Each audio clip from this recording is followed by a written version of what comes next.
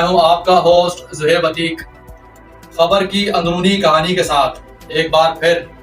آپ کی خدمت میں حاضر ہوں۔ شہر قائد میں دندناتے لٹیروں نے انتہا کر دی، وارداتیں 40,000 سے زائد تجاوز کر گئیں،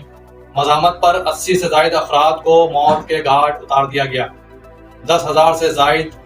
شہریوں سے موبائل فونز اور 27,000 سے زائد شہریوں کو موٹر سائیکلوں سے محروم کر دیا گیا، اربوں روپے مالیت کی وارداتیں ہو چکی ہیں، 300 سے زائد افراد لقمہ اجل بن گئے ہیں۔ کراچی پولیس چیف کی تبدیلی بھی شہریوں کو اسٹریٹ کرمنل سے تحفظ فراہم نہ کر سکی۔ کراچی پولیس میں تعینات نااہل پولیس افسران اپنی تمام تر ناکامیوں کے باوجود بھی اپنے عہدوں پر براجمان رہتے ہوئے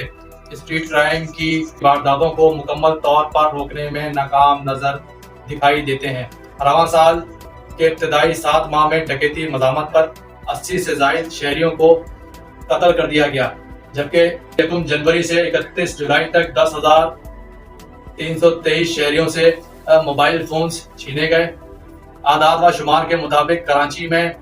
شہری لٹیروں کے رحم و کرم پر ہیں۔ رواں سال کے 7 ماہ کراچی میں ہونے والے جرائم کے اعداد و شمار جاری کر دیے گئے ہیں، جس میں بتایا گیا ہے کہ رواں سال اب تک 40,000 سے زائد وارداتیں رپورٹ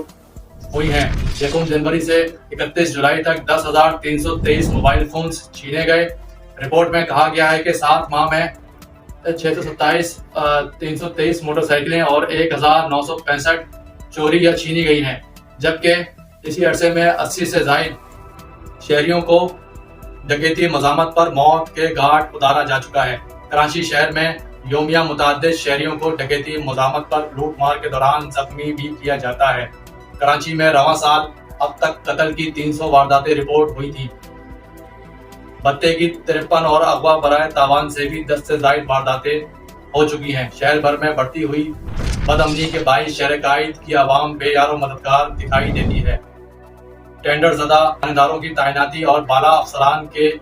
امن و امان کے حوالے سے بنائے گئے سیکیورٹی پلانز و تمام تر پالیسیاں ناکام ہوتی ہوئی نظر آتی ہیں، جبکہ سندھ پولیس میں خصوصاً کراچی رینج میں پولیس کا زیادہ تر رجحان ڈاکوؤں و اسٹریٹ کرمنلز کو چھوڑ کر گٹکا ماوا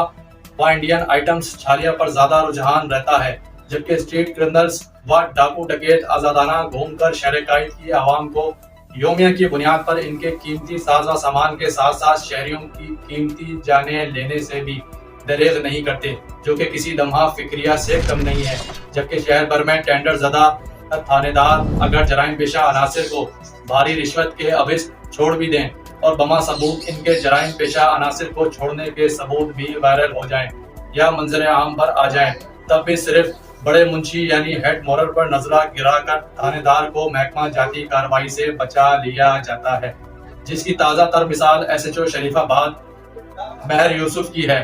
گزشتہ دنوں بدعنوان تھانے دار شریف آباد مہر یوسف کی چھالیہ ڈیلر کو 1.5 لاکھ روپے میں چھوڑنے کی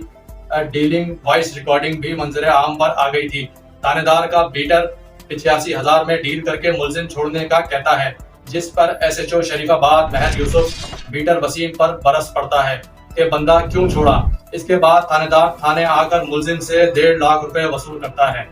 اب دیکھنا یہ ہے کہ ان تمام تر واقعات کے بعد dead honest IG Sindh Ghulam نبی میمن، ایڈیشنل IG کراچی جاوید عالم اوٹو، DIG ویسٹ عرفان علی بلوچ، SSP سینٹرل ذیشان شفیق صدیقی کیا اس کرپٹ ترین SHO کے خلاف کوئی محکمہ جاتی کارروائی عمل میں لاتے ہیں، یا پھر اس کو بچا کر موٹی گردنوں والوں کو محفوظ کیا جائے گا اور پتلی گردن والوں کی قربانی کو یقینی بنایا جائے گا، اور یہ سسٹم اسی طرح سے رائج رہے گا اور ڈاکو راز شہر بھر میں سر چڑھ کر شہریوں کو ان کے قیمتی ساز و سامان کے ساتھ ساتھ ان کی قیمتی جانے سے بھی لینے سے بھی دریغ نہیں کرے گی۔ یہ تو آنے والا وقت ہی بتائے گا کہ محکمہ جاتی کارروائی عمل میں لائی جاتی ہے یا پھر سفارشی کلچر کو فروغ دیا جاتا ہے۔ جی